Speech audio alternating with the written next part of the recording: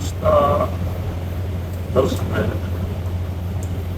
آپ حضرات نے مولانا روم کا کہا ہوا ایک قصہ جس میں ایک بادشاہ ہے اور کنیز ہے اور ایک سنار کا لڑکا ہے۔ اس سے مولانا روم کی مراد یہ ہے کہ بادشاہ جو ہے وہ گویا روح ہے اور وہ کنیز جو ہے وہ نفس ہے، اور وہ جو زرگر کا جو لڑکا ہے سونار کا وہ خوبصورت ہے اور وہ کنیز جو ہے اس طرف مائل ہے، اور بادشاہ اس کو اپنے تابع کرنا چاہ رہا تھا کنیز کو۔ تو نفس جو ہے کیا ہے کہ دنیاوی حسن و جمال کی طرف مائل ہو گیا۔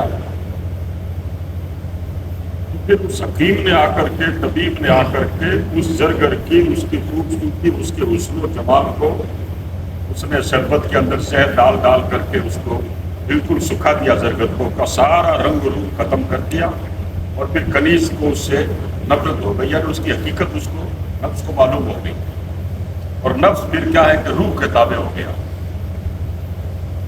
اس سے مولانا روم یہ سبق دینا چاہتے ہیں کہ آپ دنیاوی حسن و جمال، جاہ و جلال، مال و منال، ان ساری چیزوں سے ہمارا نفس کیا ہے اس طرف مائل ہوگا، مگر اس سے اپنے آپ کو بچا کر کے اپنے آپ کے نفس کو روح کے تابع کر دو، کیونکہ روح پاکیزہ اور نورانی ہے، اور نفس کیا ہے تقاضے نفس کے اچھے نہیں ہیں، اس لیے نفس کو بتایا جائے کہ دنیا کی کوئی حیثیت نہیں۔ اب مولانا روم آگے ایک حکایت اور بیان فرماتے ہیں۔ آپ فرماتے ہیں دودھ بکالے مرورا توتیے، خوش نوا و سبز گویا توتیے۔ اب آپ ایک دکاندار کا قصہ بیان کرتے ہیں کہ جس کی دکان میں ایک طوطا بھی اس نے رکھ رکھا تھا۔ طوطا کیا ہے کہ بہت ہی اچھا حسن والا، سبز رنگ کا، اور اس کے کنٹھی بھی، اور کیا ہے کہ وہ طوطا آدمیوں والی بولی بولتا تھا، اور آئے ہوئے گراہکوں کو لباتا تھا، آئے ہوئے گراہکوں کو کیا ہے کہ ان کو دکان کی طرف مائل کرتا تھا، اور لوگ کیا ہے کہ اس طوطے کے حساب سے بھی لوگ اس کی دکان پر آیا کرتے تھے اور کچھ نہ کچھ اس کے یہاں سے لے جایا کرتے تھے۔ اور یہ خاص طور سے دھیان بھی رکھتا تھا کہ کوئی ایسا ویسا کوئی نہیں آ جائے، تو وہ چینچا کرتا تھا، دھیان رکھتا تھا۔ اس کی دکان کے اندر کیا تھا، یہ دکان کے اندر وہ شربت کی بوتلیں اور کئی طرح کے تیل وغیرہ یہ سب رکھا کرتا تھا۔ مولانا فرماتے ہیں پر دکان بودے نگاہ بانے دکان نقطہ گپتے با ہما سودا گراں۔ وہ طوطا دکان پر بیٹھا دکان کی حفاظت کیا کرتا تھا، تمام خریداروں سے دلچسپ باتیں کرتا تھا۔ در خطاب آدمی ناطق بدے، در نوائے طوطیاں حاذق بدے، یعنی یہ آدمیوں سے عقل کی باتیں کرتا تھا، اور طوطوں کی جو آواز ہے اس آواز میں یہ بالکل انوکھی اور نرالی آواز میں باتیں کیا کرتا تھا۔ آگے فرماتے ہیں خواجہ روزے صوبے خانہ رفتہ بود، در دکان طوطیے نگہبانی منمود۔ آپ کہتے ہیں کہ دکان کا مالک ایک دن گھر گیا ہوا تھا اور طوطا دکان میں اکیلا ہی تھا۔ اتنے میں کیا ہوا، غربا برجست ناگہا اس دکان، بیر منہ سے تور تیکت بی مجام، جست از سترے دکان بہرے گریخ، شیشہ ہائے روغنے بادام ریخ۔ اتنے میں کیا ہوا کہ ایک بلی نے دیکھا کہ چوہا دکان کی طرف بھاگ رہا ہے، تو بلی کیا ہے کہ دکان کی طرف بھاگی چوہے کے پیچھے۔ جو ہی بلی کیا ہے کہ دکان کے اندر گھسی تو طوطے نے کیا ہے کہ پڑ پڑانا شروع کیا، کبھی ادھر کبھی ادھر کبھی ادھر کبھی ادھر، اس طرح طوطا کیا ہے کہ یوں اڑنے لگا۔ جب وہ طوطا جب اڑنے لگا نا تو پھر کیا ہوا کہ لکھتے ہیں کہ اس کے اڑنے کی وجہ سے وہ جو بوتلیں وغیرہ جو تیل وغیرہ کی تھی یا شربت وغیرہ کی تھی وہ ساری بوتلیں کھنکھناٹ کرتی ہوئی اس کے اڑنے کی وجہ سے اس کے ادھر ادھر بھاگنے کی وجہ سے ساری بوتلیں وغیرہ ٹوٹ گئی اور سارا مطلب یہ ہے کہ دکان کے اندر تیل کا وہ ماحول بڑھ گیا۔ اب یہ ہوا اج صبح خانہ بیامت خواجہ اس بردکا بر منشست فارغ شاد و خوش۔ اس کا مالک گھر سے آیا بے خبری میں فارغ البالا اور راضی راضی آ رہا تھا۔ دید پر روگن دکان وہ جاش چرب پر شرس ست گشت توتی کم سرب جزر۔ کہتے ہیں کہ جب دکان کو روگن سے تیل سے بھری ہوئی اس نے چکنی پائی تو اس نے کیا ہے کہ طوطے کو مارا، اتنا مارا اس کو کہ اس کا مطلب یہ کہ ماتھا اس کا گنجا کر دیا۔ اس کے بعد پھر کیا ہوا، روز زکے چندے سخن کوتاہ کر مرد بکا لز ندامت آہ کر۔ اس نے پھر کیا کیا کہ جب اس نے طوطے کو مار کر کے گنجا کر دیا اس کے بال ماتھے کے سب جھڑ گئے، جڑا دیے، پھر طوطے نے چند روز تک بولنا چھوڑ دیا۔ جب طوطے نے چونچا کرنی اور اس سے بولنا بالکل بند کر دیا، ایک دم منہ سے موڑ لیا کرتا تھا، اس کی طرف دیکھتا ہی نہیں تھا اور ایک دم وہ چپ ہو گیا، خاموش ہو گیا، بات ہی نہیں کرتا تھا اس سے۔ وہ کئی طرح کے اس کو دانے وغیرہ لا کر کھلائے، ہری مرچا لا کر کھلائے، اور بھی جو پرندوں کو جو اچھا لگتا اناج، اس طرح کے اناج وغیرہ جو اس کے آگے پیش کیے، مگر وہ منہ موڑ لیتا تھا، کھاتا نہیں تھا۔ اس نے کیا ہے کہ بالکل وہ روٹ ہی گیا، بات ہی نہیں کر رہا تھا۔ اب یہ کیا ہے کہ دکاندار پریشان ہوا کہ اس کو مطلب یہ ہے کہ کیسے اس کو راضی کیا جائے، اور وہ بہت ہی پریشان اور بہت ہی غمزدہ ہوا کہ کسی طرح اس کو اب کیسے بلایا جائے۔ پھر یہ ہوا بات سے روزوں سے شب حیران و زار بر دکانیں بنشستہ بدھ لو امیدوار۔ 3 دن اور 3 رات کے بعد جب کہ وہ دکان پر حیران اور مایوسی کے عالم میں دکاندار بیٹھا تھا تو پھر کیا ہوا، با ہزارہ غصہ و غم گشت جبت کا عجیب مرغ کے آیت بگفت۔ جب وہ بے انتہا غم اور غصے کے اندر پریشان ہوا تو تعجب ہے کہ اب وہ کیسے بولے گا پرندہ اور یہ طوطا کس طرح بولے گا، یہ اسی پریشانی کے اندر یہ پریشان تھا۔ اتنے میں کیا ہوا، ناگہانے چون یقین می گشت می گدشت سرے بے موی بسا تاش و تشت۔ اس وقت اس دکاندار نے دیکھا کہ اچانک ایک کمبل پوش، کمبل اوڑے ہوئے ایک شخص آیا جس کے بال نہیں تھے سر پر۔ اس کا مطلب ماتھا ایسے چمک رہا تھا جیسے کہ کٹورے کو اوندا کر دیا جائے، اور کٹورا کس طرح کہ بھائی چمک رہا، اس طرح اس کی مطلب اوپر سے ماتھا اس کا یوں چمک رہا تھا، ایک بھی بال ماتھے میں نہیں تھا۔ پھر کیا ہوا، ہوتی اندر گفت آمد در زمان تانگ بروے زرد بگفتش در عیاں۔ اس کو جب اس کو گنجے آدمی کو آیا ہوا دیکھا نا طوطے نے، اس نے کیا کہا، اس کو دیکھتے ہی فوراً طوطا بول اٹھا اور اس کو چلا کر برملا کہنے لگا، کچے آئے کل بکالا پاکلا آمیخ تھی تو مگر اچھی شاہ روگن ریخ تھی۔ وہ کیا ہے کہ طوطے نے اس گنجے آدمی کو جب دیکھا نا تو اس طوطے نے اس گنجے آدمی سے کہا کہ بھائی تینے بھی بوتلیں پھوڑ دی ہے کیا، تجھے بھی گنجا کر دیا۔ وہ طوطا اس سے یوں باتیں کرنے لگا اور اس کو سنا رہا تھا دکاندار کو، وہ ایک طرح سے تانا بھی دے رہا تھا، اور وہ کیا ہے کہ اس نے دیکھا کہ اس نے بھی کوئی بوتلیں کہیں پھوڑی ہوگی، اس لیے اس کا بھی ماتھا اس کے مالک نے گنجا کر دیا ہے۔ اب یہاں سے مولانا روم مطلب نکالتے ہیں کہ اس کا واقعے کا کیا مطلب ہے۔ آپ کہتے ہیں از قیاشس خندہ آمد خلق را خود بنداست صاحب دل کرا۔ یعنی اس طوطے نے جب اس طرح کی بات کہی نا تو لوگ جو دکان پر کھڑے تھے وہ سب لوگوں کو ہنسی آئی، اور لوگوں نے کہا کہ یہ دیکھو یہ اس کمبل پوش کو بھی اپنے جیسا ہی سمجھ رہا ہے۔ یہ مولانا روم یہ کہہ رہے ہیں کہ بھائی لوگوں نے یہ سمجھا کہ طوطا دیکھو اپنے آپ کو اس کی طرح سمجھ رہا ہے، اس کو اپنی طرح سمجھ رہا ہے، یہ کتنا مطلب یہ ہے کہ احمق ہے کہ اس کو وہ بوتلیں کا اس کا تانا دے رہا ہے کہ تو نے بوتلیں کہیں پھوڑ دی ہوگی۔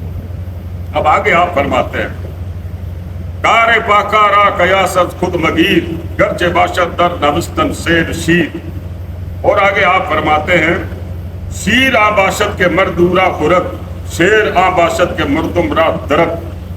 مولانا روم فرماتے ہیں کہ لکھائی کے اندر شیر اور شیر یہ دونوں ایک ہی املا کے حساب سے لکھے جاتے ہیں، بڑا شین اس میں بھی آتا ہے اور یہ آتی ہے اور رے آتا ہے، شیر لکھا جاتا ہے۔ اسی طرح شیر کہتے ہیں دودھ کو۔ تو مولانا روم کہتے ہیں کہ لکھائی کے اندر تو ایک جیسے نظر آتے ہیں، مگر شیر جو ہوتا ہے اس کو کیا ہے کہ آدمی کھاتے ہیں، آدمی پیتے ہیں شیر کو، دودھ کو، اور شیر جو ہوتا ہے وہ آدمیوں کو کھا جاتا ہے۔ تو کہا لکھنے میں تو ایک جیسے نظر آ جاتے ہیں مگر فرق کتنا ہے۔ اس لیے لوگوں کو یہ چاہیے کہ اولیاء اللہ کو، صوفیاء کو، درویشوں کو اپنا جیسا نہیں سمجھے۔ یہ نہیں سمجھے بھئی ان کے یہ کا دو آنکھ ہے، ہمارے بھی دو آنکھ ہے، ان کے بھی دو ہاتھ ہے، ہمارے بھی دو ہاتھ ہے، ہم بھی ان کی طرح ہے، ایسا نہیں سوچنا۔ جیسا اس طوطے نے سوچ کر کے اپنا احمق پنا ظاہر کیا تھا، اس طرح آپ کو اور ہمیں بھی اولیاء اللہ کے بارے میں اس طرح کا خیال ہرگز نہیں کرنا چاہیے۔ آپ فرماتے ہیں جملہ عالم سی سبب گمراہ شد کم کسے سے ابدال حق آگاہ شد۔ آپ کہتے ہیں اس غلط خیال کی وجہ سے بہت سے لوگ گمراہ ہو گئے اور انہوں نے اللہ والوں کو، اللہ کے دوستوں کو انہوں نے اپنا جیسا سمجھا، جیسا کہ آج بھی بہت سے لوگ ہیں جو اولیاء اللہ کو، بزرگان دین کو اپنا جیسا سمجھتے ہیں، یہاں تک کہ اولیاء کرام اور بزرگان دین کو وہ مٹی کا ڈھیر سمجھتے ہیں، جبکہ آپ کا ہمارے لیے اللہ تعالیٰ کی طرف سے یہ حکم ہے یا ایھا الذین آمنوا اتقوا اللہ وکونوا مع الصادقین، ایمان والو اللہ سے ڈرو اور اللہ کے دوستوں کا، سچوں کا ساتھ پکڑ لو۔ تو ہمیں اللہ تبارک و تعالیٰ کی طرف سے ایسا حکم ہے، اور قرآن شریف میں بھی اللہ تعالیٰ فرماتا ہے سیجعل لہ الرحمن ودا۔ اللہ فرماتا ہے کہ جن لوگوں نے ہمارے اوپر ایمان لائے ہیں اور جو نیک عمل کر رہے ہیں، اللہ فرماتا ہے ایسے لوگوں کے لیے ہم ان کی محبت لوگوں کے دلوں میں ڈال دیں گے۔ یہ قرآن ہے، حدیث نہیں ہے۔ اور دوسری بات یہ ہے کہ حدیث شریف کے اندر بھی ایسا آیا ہے، اللہ تبارک و تعالیٰ جل وعلا نے، یہ حدیث ہے، رب تبارک و تعالیٰ جل وعلا حضور فرماتے ہیں کہ اللہ تعالیٰ زمین پر جب کسی بندے کو اپنا ولی بناتا ہے، دوست بناتا ہے، تو اللہ تبارک و تعالیٰ جبریل علیہ السلام کو آواز دیتا ہے۔ جبریل علیہ السلام حاضر ہوتے ہیں، اللہ تعالیٰ فرماتا ہے یا جبریل ان ربک یحب فلانا فاحبہ۔ اللہ فرماتا ہے جبریل تیرا رب فلاں بندے سے محبت کرتا ہے، پیار کرتا ہے، تو بھی اس سے پیار کر۔ حضرت جبریل علیہ السلام اس سے محبت کرنے لگتے ہیں۔ اس کے بعد پھر اللہ تعالیٰ اور جبریل کو حکم دیتا ہے کہ ساتوں آسمانوں کے فرشتوں کو یہ کہہ دو کہ فلاں بندے سے اللہ تعالیٰ نے محبت کی ہے، اللہ تعالیٰ اس سے پیار کرتا ہے، تم بھی اس سے محبت کرو۔ تو سارے آسمانوں کے تمام فرشتوں کے سامنے حضرت جبریل علیہ السلام فرشتوں کو جمع فرما کر فرماتے ہیں ان ربکم یحب فلانا فاحبوہ۔ اے فرشتوں، تمہارا رب اس فلانے بندے سے محبت کرتا ہے۔ اب وہ چاہے بندہ پاگڑی کے چلے میں بیٹھا ہو، چاہے وہ بندہ احمد علی باب جی کا استبل میں بیٹھا ہو، چاہے وہ بندہ کہیں بھی بیٹھا ہو، اس بندے کے لیے اللہ تعالیٰ یعنی بتاتے ہیں کہ زمین پر تو کسی کی ولایت کا اعلان بعد میں ہوتا ہے، آسمانوں میں اس کے ولی ہونے کا اعلان پہلے ہو جاتا ہے۔ عرش پر اس کا چرچا پہلے ہوتا ہے، بعد میں مطلب یہ کہ پھر ایسا ہوتا ہے کہ اللہ تعالیٰ جل وعلا ایسے بندے کے لیے مقبولیت ڈال دیتا لوگوں کے دلوں کے اندر۔ دوسری بات یہ ہے کہ اس میں اللہ تبارک و تعالیٰ جل وعلا نے حدیث شریف میں آپ اور ہم اگر غور کریں تو ایک تو اللہ تعالیٰ کوئی حکم دیتا ہے، جیسے اللہ فرماتا ہے اقیموا الصلاۃ، نماز پڑھو۔ روزے کے لیے اللہ نے فرما دیا روزے رکھو۔ حج کے لیے کہہ دیا بھائی تمہاری ہمت ہو تو حج کرو۔ زکوٰۃ کے لیے فرما دیا صاحب نصاب ہو تو زکوٰۃ دو۔ تو جتنے بھی جو بھی حکم دیتا ہے اللہ تعالیٰ تو سارے حکم کو ڈائریکٹ فرماتا ہے یہ کرو یہ کرو یہ کرو، لیکن کچھ حکم ایسے ہیں جن کو اللہ تبارک و تعالیٰ سیدھا ہی نہیں فرماتا کہ یہ کرو، بلکہ اللہ تعالیٰ اس سے پہلے کچھ اور بتاتا ہے۔ کیا بتاتا ہے؟ جیسے آپ اور ہم حضور پر درود شریف کی بات آتی ہے تو اللہ تعالیٰ نے قرآن شریف میں ڈائریکٹ نہیں فرمایا صلو علیہ وسلم تسلیما، نبی پر درود و سلام بھیجو، یہ نہیں فرمایا، بلکہ پہلے اللہ نے فرمایا ان اللہ و ملائکتہ یصلون علی النبی، بے شک اللہ اور اس کے فرشتے نبی پر درود اور سلام بھیجتے ہیں، اے ایمان والو تم بھی درود بھیجو۔ یعنی دو طرح کا حکم ہے، ایک تو ہوتا ہے سیدھا حکم، ایک ہوتا ہے اس حکم کے پہلے کچھ کہا جائے کہ یہ کام جو ہم تمہیں بتا رہے ہیں یہ کام ہم بھی کرتے ہیں، تم بھی یہ کام کرو۔ تو اللہ تبارک و تعالیٰ سیدھے ہی فرما دیتا جبریل سے کہ جبریل اس سے محبت کر دو، جبریل علیہ السلام محبت کرتے اللہ کا حکم ہو جاتا، مگر اللہ فرماتا ہے کہ جبریل میں اس سے محبت کرتا ہوں تو بھی اس سے محبت کر۔ یعنی اولیاء اللہ کا، بزرگان دین کا اللہ کی بارگاہ کے اندر یہ مقام و مرتبہ ہے۔ اب ایسا رہا کہ صاحب ولی جو ہوتا ہے تو ولی کے لیے اللہ تبارک و تعالیٰ جل وعلا نے پہچان بتائی ہے، الذین آمنوا وکانوا یتقون، جو ایمان میں کامل ہیں اور تقوی والے ہیں، پرہیزگاری والے ہیں، احتیاط والے ہیں، گناہوں سے بچنے والے ہیں، ان کو اللہ تبارک و تعالیٰ ولایت کا مقام عطا فرماتا ہے۔ اب کیا ہے کہ بعضوں کے بارے میں ہم کہہ دیتے ہیں یہ ولی ہے، یہ بھی ولی ہے، وہ آپ کہہ دو بھائی فلانے ولی ہے، ایسا کچھ نہیں ہے۔ ولایت کا فیصلہ جو ہوتا ہے آسمانوں سے ہوتا ہے۔ وہ دوسرا یہ ہے کہ ولی یہ خود نہیں کہہ سکتا، جیسے میں نہیں کہہ سکتا میں ولی ہوں۔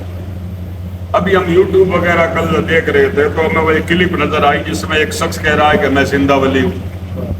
کوئی بھی ولی یہ نہیں کہے گا کہ میں ولی ہوں، سمجھ رہے ہیں آپ؟ ہاں، نبیوں کو تو حکم ہوتا ہے کہ تم کہو کہ میں اللہ کا نبی ہوں، مجھے اللہ نے کتاب دی ہے، لیکن ولیوں کو کیا ہے کہ ولی کتنا ہی بڑا ولی بن جائے مگر وہ کبھی یہ نہیں کہے گا کہ میں ولی ہوں، وہ کہے گا میں گنہگار ہوں، میں ایسا ہوں، میں ویسا ہوں۔ اور غریب نواز نے فرمایا کہ تین صفتیں جب تک کسی کو حاصل نہ ہو تب تک وہ ولایت کی بو تک نہیں پہنچ سکتا، ولایت کی خوشبو ہی نہیں پہنچے گی اس کو۔ تو پوچھا گیا غریب نواز سے کہ پھر وہ تین صفتیں کون سی ہے؟ تو آپ نے فرمایا کہ پہلی صفت تو یہ ہے کہ اس کے اندر سخاوت ہو، یعنی اس کا دل کیا ہے کہ دلیر ہو، دریا دل ہو، خرچ کرنے میں وہ کبھی پیچھے نہیں ہٹتا ہو، فقراؤں کو، دوستوں کو، احباب کو، ان کو ان کے لیے ہر وقت مطلب یہ ہے کہ اس کی جیب اور اس کا خزانہ ایک دم کھلا ہوا ہی رہتا ہے، کبھی اس کے اندر کنجوسی کا ایک شائبہ اور شک بھی نہیں ہو سکتا، اتنا وہ سخی ہو۔ اور پھر مثال دی خواجہ صاحب نے کہ سمندر کی طرح اس کے اندر سخاوت ہونی چاہیے کہ سمندر سے کوئی بھی پانی لینے جائے تو وہ کیا ہے کسی کو منع نہیں کرتا، چاہے غیر مسلم جائے، یہودی جائے، عیسائی جائے، غریب جائے، مالدار جائے، کوئی بھی جائے، وہ ہر کسی کو دیتا ہے۔ اسی طرح جو اللہ کا ولی جو ہوگا وہ کیا سخی ہوگا، اس کے سامنے کوئی بھی جائے کیسا بھی جائے وہ کیا ہے کہ ہر کسی کو نوازنے پر آمادہ تیار رہتا ہے۔ اور شفقت اس کے اندر سورج جیسی ہو کہ سورج کیا ہے کہ جب دھوپ ڈالتا ہے تو یہ نہیں دیکھتا کہ غریب کا محل ہے، غریب کی جھوپڑی ہے یا مالدار کا محل ہے، یا کیا ہے کہ یہ کافر ہے کہ مشرک ہے، یہودی ہے، عیسائی ہے، اللہ کو مانتا ہے کہ نہیں مانتا ہے، وہ سب کے اوپر اپنی دھوپ ڈال دیتا ہے۔ اسی طرح اللہ کا جو ولی ہوگا وہ ہر کسی کو نوازے گا، کسی کے لیے وہ انکار نہیں کرے گا، اس کے اندر شفقت اس طرح کی ہوگی، محبت اس طرح کی ہوگی اللہ کی مخلوق کے ساتھ۔ تیسرا وصف اس کے اندر ہوگا تواضع۔ تواضع کہتے ہیں انکساری کو، خاک ساری کو، کہ اپنے آپ کو کچھ نہیں سمجھنا، اپنے آپ کو کمتر سمجھنا۔ اس کے لیے مثال دی خواجہ صاحب نے کہ خاک ساری اس کے اندر ایسی ہو جیسے زمین جس طرح بچھی بھی رہتی ہے، چاہے اس کے اوپر کوئی چلے، چاہے کوئی اکڑ کر کے چلے، چاہے کوئی ٹپا ٹپ کرتا چلے، چاہے کوئی کسی طرح مطلب اس کو کیا ہے کہ لات مارے، زمین بولتی نہیں، چاہے کوئی اس کے اوپر تھوکے، چاہے وہ اس پر پیشاب کرے، چاہے وہ اس پر پخانہ کرے، کچھ بھی کرے، وہ زمین بولتی نہیں ہے۔ تو کہا اس کے اندر خاک ساری اور تواضع اس طرح کی ہو کہ وہ کیا ہے کہ کوئی اگر اس کو کچھ کہہ بھی دے تو وہ برداشت کر لیتا ہے، واپس وہ جواب نہیں دیتا ہے، اس کے اندر ایسی خاک ساری ہو۔